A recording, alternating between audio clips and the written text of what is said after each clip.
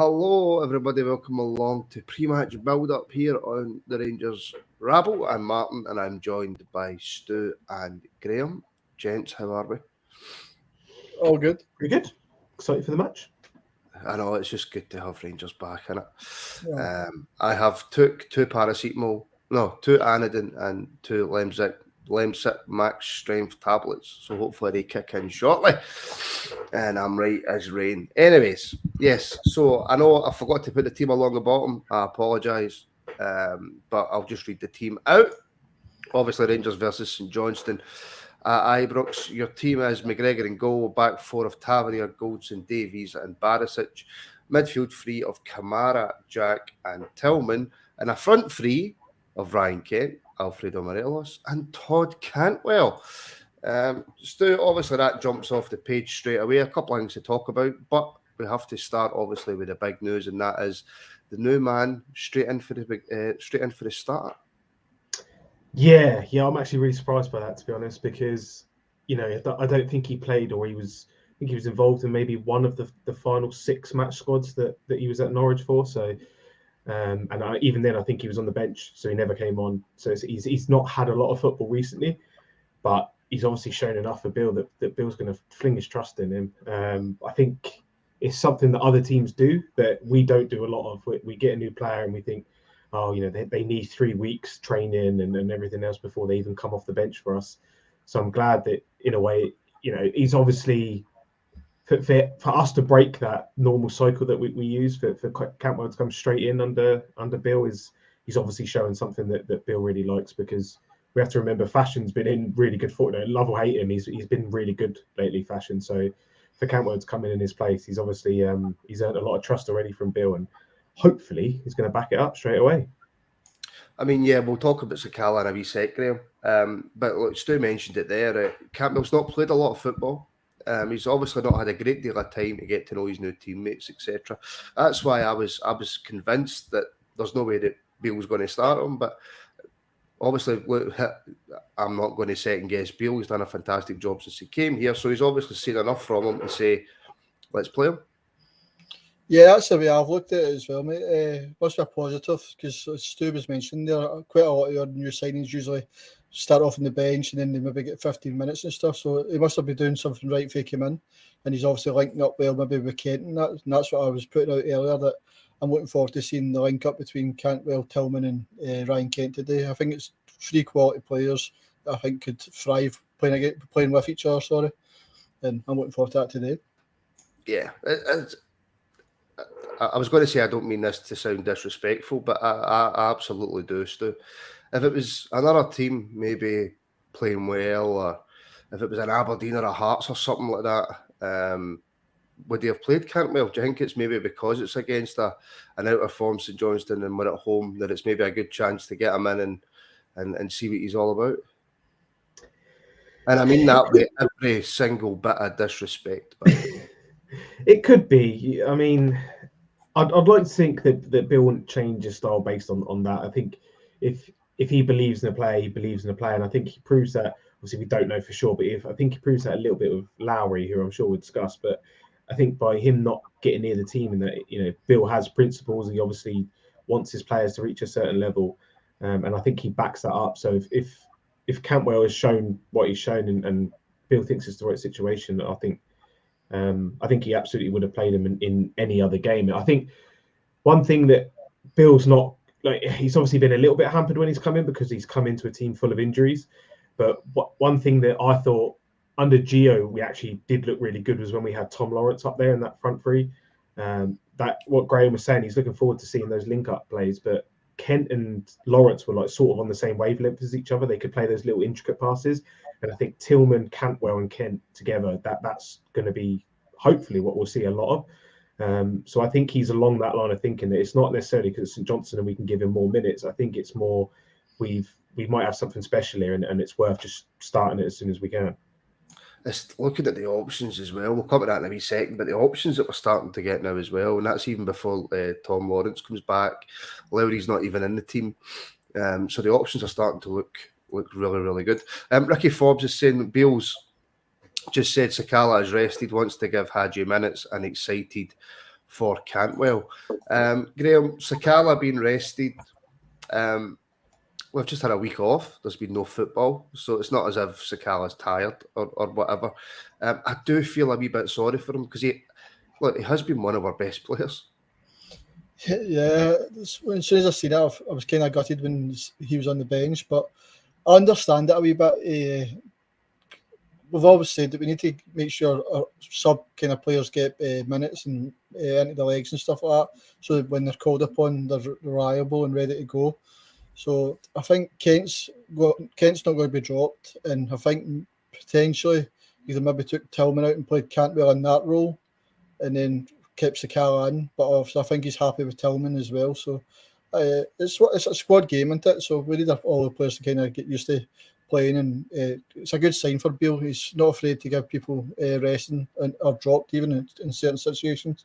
So I'm all for it as well. So it's not too bad for me.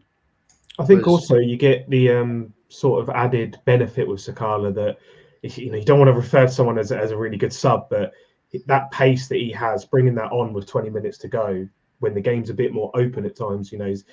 Sakala can make anything happen from nothing early on, but I think he's with that pace, he can really sort of destroy back lines later in the game. So I don't know if that's part of thinking as well. Well, I mean, Curry Muncher dropping Sakala as a kick in the teeth, considering how much he's contributed towards the results. Rested my arse, he had a week off. Stu, was it always, if Cantwell was going to start, was Sakala the easy option to rest? Yeah, I think so. I think the thing with Sakala is long term, and when we've talked about it before, I think he's a really good squad option, and he has been playing really well.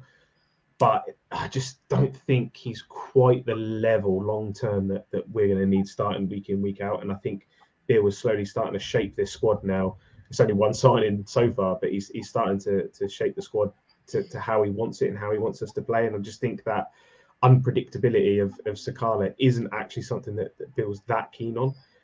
As good as it can be at times, I think it's a bit more of a structured approach he wants up there. So I think it was probably the easier one to drop because you're not going to drop Kent. He's sort of back in form. Tillman is one of those guys that I just don't think we can have sort of three attacking guys that are going to be running at people at the time. We need that guy that can link the play like Tillman can. So I think, unfortunately for Scarlett, and as good as I agree he's been good, he was the one that had to be dropped out, unfortunately for him. Ryan wants to know, channel member, is that a Toronto Raptors hat, Stu? It is indeed a Raptors hat, yes. Very, very good. No, I thoroughly enjoyed my time in Canada and seeing the Raptors. Did you live in Canada? No, my grand's from Canada. My mum used to live in Canada, and my missus' brother lives in Canada as well. So we go out there a couple of times. God, so you're an Englishman who supports Rangers. You're just Mr. Worldwide. With a Norwegian last name, so I've just got everything. Yeah, and you're a midget as well, which is, or is that's not politically correct anymore, is it? So I apologise if I offended anybody. Cancelled. As we know now, you can't say anything. Graham, no Lowry in the squad at all. I mean, I don't even know where we take this conversation, but there's a few people saying it should have been Lowry should have been on the bench ahead of Arfield, etc. It's another one of these. When are these young players going to get the chance that they deserve? It's always something that's going to be spoke about if he doesn't even get on the pitch, let alone this time he's not made the squad. Where do you stand on Lowry being left out? It's a tough one, and as you know, I'm always for youth players getting a chance, and I always believe he should be in the matchday squad, Alex Lowry. But also, he's come back from a bad injury. He's been in and out the squad. When he played that game, I forget who it was against.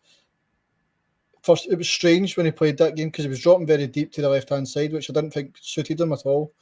But he never really affected the game as much, so I don't think he really is merited a place in the squad, the matchday squads. So it's a tough one. We all know he's got the ability, so I think there must be stuff going on behind the scenes that we don't know, and we'll probably never find out. But if he was going to be in the matchday squad, I would agree it'd probably be for Arfield on the bench, so he could get him minutes and they'd give Arfield a wee more rest. But it's a tough choice, and as you've said earlier on, the squad's getting stronger, and there's going to be people getting left out in matchday squads, and just unfortunately for Lowry, this week it's him.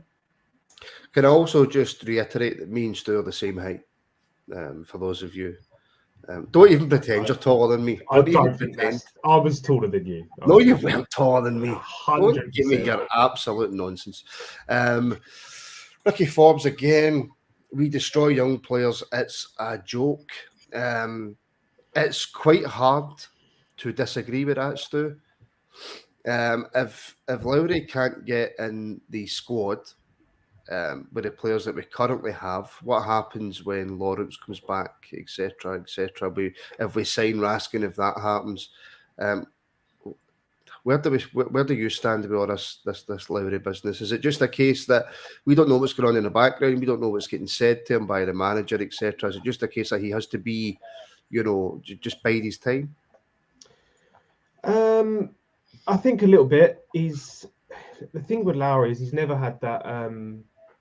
He's never had a loan spell anywhere, has he? He's always been sort of at Rangers from he's that the way the B team situation come about that they now play in the Lowland League. I think that gave him a different platform. He was clearly far too good for that platform. I think that the best thing for him would have probably been a loan, maybe last year. It's hard to say. We never know. Like I feel like we don't get the full truth with Lowry, because a lot of the time Bill says, "Oh, we all worry. Oh, he's not in the squad. He's not in the squad again. What's that? Is it discipline issues? Has he got an attitude problem?" And then Bill says, "No, he's picked up a knock. It's nothing serious. We expect him back soon." He can't. I don't think he's keep picking up knocks. So there is something more there for me, whether that is an attitude issue or what. But the boy needs games. He's sort of 19 years old now. He's far too good to be playing B team football. And if he's not going to get games right now for us, I think we'll regret not at least trying to get him first team football for a while, whether that's with us or somewhere else on loan. Because if he falls through the cracks and then he goes and beats a star somewhere else, I think we'll seriously regret that. So I think we owe it to him and the player trading model and everything else we're trying to do, that we at least get him on loan somewhere for the second half of the season, see what he can do, away from Rangers, and then when he comes back, it could be that he's a new player. It could change everything for him. And if not, we tried we tried everything to get the best out of him. But yeah, I think he's. I know we all love Lowry because he's this youth product that's seemingly looks good on the eye and destroys that league and when he plays in the Lowland League. But there's obviously something more to that, because otherwise he would play. Bill isn't purposely stunting the growth of Rangers players.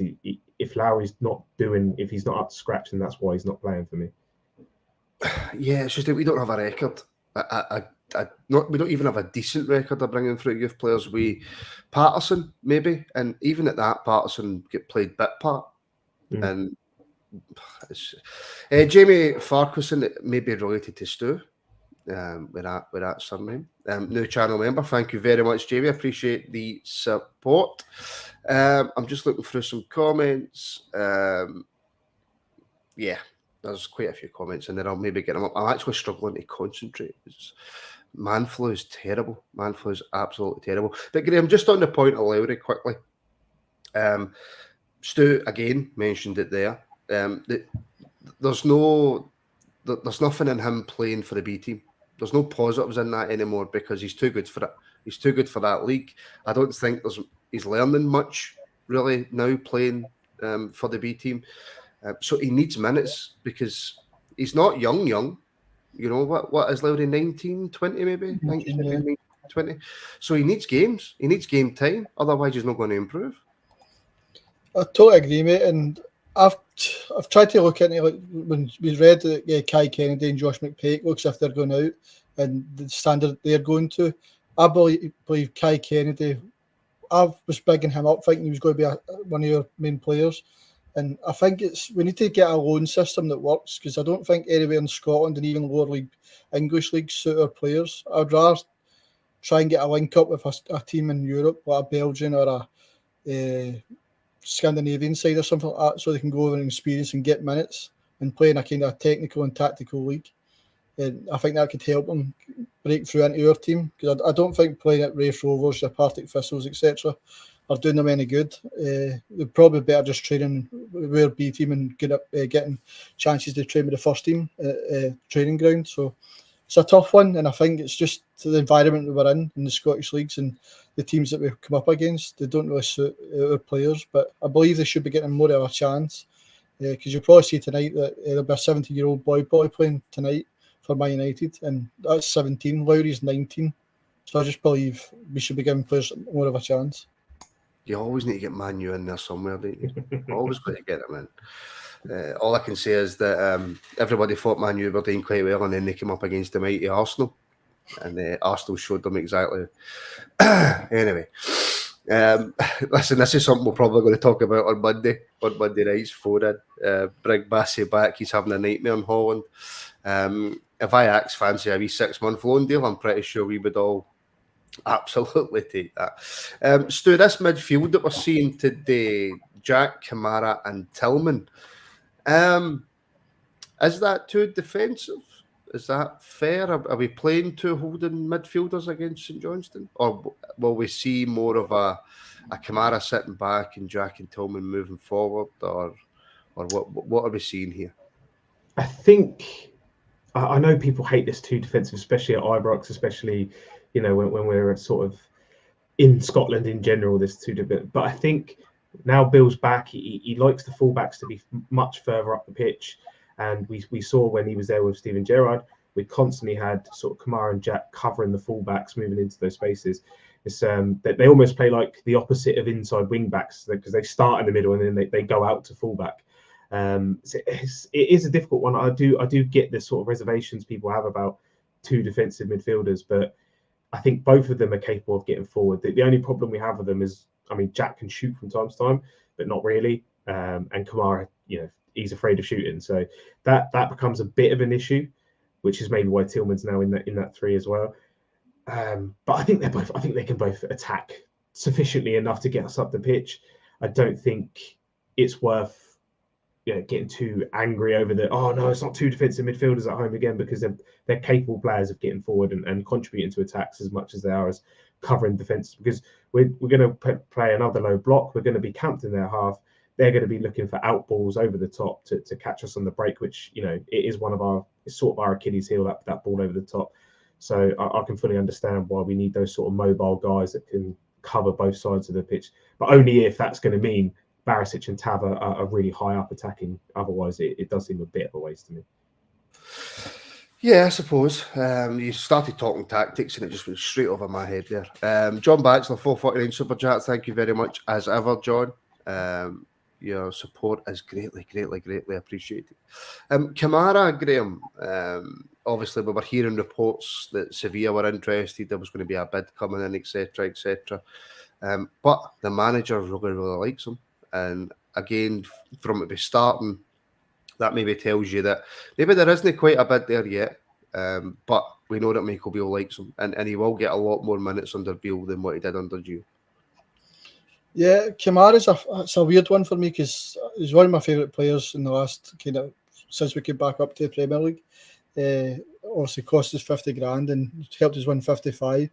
He's got all the ability in the world, but I don't know what it is, just a drop off. I don't know if it's Aribo and Bassey have left, who's very close to Defoe as well. But it's just he's not found that form. You see it in glimpses, especially in the European run last year. He performed better, but the league games, I don't see him getting into the positions and kind of breaking the lines with like dribbling and stuff like that he used to do. So it's a tough one. He's a player I like, and I always like when I see Jack and Kamara, I always bring back memories of like the 55 season where I thought they two were brilliant together. So I'd like to see that today, but it's a tough one with Kamara, and I think he would suit Spain. And I think, if I'm being totally honest, I think he just needs a fresh up, and he should be. If we could get that money for him, I'd bite their hand off to take it. Well, listen, 100% you would. Brian, channel member, £5 super sticker. Thank you very much, Brian. Greatly appreciated. Just in terms of the game of the day, then, Stu, we're 10 minutes to kick off, a couple of minutes, and we shall finish up. What are you looking for today then? What's the thing that catches your eye most? For me personally, it's how Kent, Cantwell and Morelos all kind of link up. I'm looking forward to seeing that. I'm looking forward to see how this midfield works. We're not discussing goalkeepers. There's no discussion of goalkeepers today. But for me, it's that front three. I'm excited, and obviously I'm excited to see the new signing. Yeah, I think I'm probably in the same boat, to be honest. Anytime we get a new signing, you just want to see him, and I wasn't expecting to see him start today. I thought he might sort of get 10 minutes at the end, so that's actually quite a surprise to me. And now I'm sort of I'm buzzing for the game now, because I just want to try and see how it pans out for him. I'm also excited to see if we can get Hadji on at some point, whether that's 5-10 minutes. He's obviously worked really hard. I think they had not a bounce game, but I think it was sort of like Rangers v Rangers B almost, and apparently he played very well in that. So I'm excited that, let's get him back on the pitch, see what he can do, because he's only going to add to that. I think everyone's got to say Cantwell. Really, I think Bill was just saying in his press there, he's looked really sharp in training. He's ready. And he wants him to go and break the rules almost. So that's what you want. You want the shackles off, which is what we've been saying ever since Bill's come in. Take the shackles off these players. He's done it with Kent. Now let's see what he can with Cantwell, someone that's sort of forward thinking. Like I said earlier, can play those intricate passes. Cantwell for me, and potentially Hadji if he gets on. Yeah, something that I actually nearly forgot to talk about, Graham. Yanis Hadji, back on the bench. I would be amazed if he gets any more than 10-15 minutes, but delighted to see him back. Yeah, just as I've seen a lot of the comments, and I'm quite looking forward to the game as well, and I agree with him. I think today could be one of the days where we score 4 or 5. I think the three behind Morelos, I think, will link up well and kind of drag St Johnstone all over the place. So I think I'll create a lot of chances. And then, like you say, Hadji, actually buzzing to see him back. He's one of my favourite players, and he's technically amazing, and hopefully gets back and gets. You see, I don't think it'll be much more than 10 minutes, and obviously that depends how the games went. If we're only 1-0 up, I don't think he'd maybe come on. But as I've said many times in the pod, it's all about the team that starting 11 rather getting the game done by 50-60 minutes, and then you can start bringing the young players on. You can start bringing Hadji's back, Suitors in later weeks, getting their minutes. That's how a squad should work. So I'm quite looking forward to the game, and I think it'll be a high-scoring game for us. I think it'll be a high-scoring game for us, Graham. But what about St Johnstone? This seems like a ridiculous question to ask for most teams in the league. But do we expect anything apart from a low block and 160 players behind the ball? No, I don't expect anything from them at all. And that's it's killed my excitement a wee bit lately in Scottish football, as I'm kind of fed up of the anti-football and stuff like that. I want to see good football, and I think sometimes the opponents need to bring that so we can get it. But I just see a low block and kind of set pieces will be relying on stuff like that, and time wasting and all the kind of usual nonsense. But it's up to us to break it down and get in behind them and take our chances when we get them. No, there is no halftime pod. We've stopped doing them actually, but especially the day there would definitely not be one. Because I'm going to go and lie in my bed and watch the game and then run downstairs after it to do the reaction. So there's definitely no halftime pod. Right, Stu, give me a prediction. 3-0 Rangers, and I'm going to go Cantwell first goal. I love it. I knew you were going to go Cantwell first goal. You're that obvious. Graham? I'm going to go 5-0 and Morelos first goal scorer. Yeah, there we go. Well, I'm going to go 4-0. Yeah, 4-0. And I'm going to go Kamara, first goal scorer. I just always like to be different. But there we go. Right, okay, so thank you everybody for tuning in. Please do like and subscribe and share. You all know that the Rabel's going full-time shortly, so we need all the help and support that we can get to make it viable for us to do it. So thank you for watching. Like, share, subscribe, etc., etc., etc. We'll see you shortly after the game. Make sure your notifications are switched on YouTube, so you know exactly when we're going live, because sometimes I just like to throw stuff up just randomly, as Stu and Graham will attest to.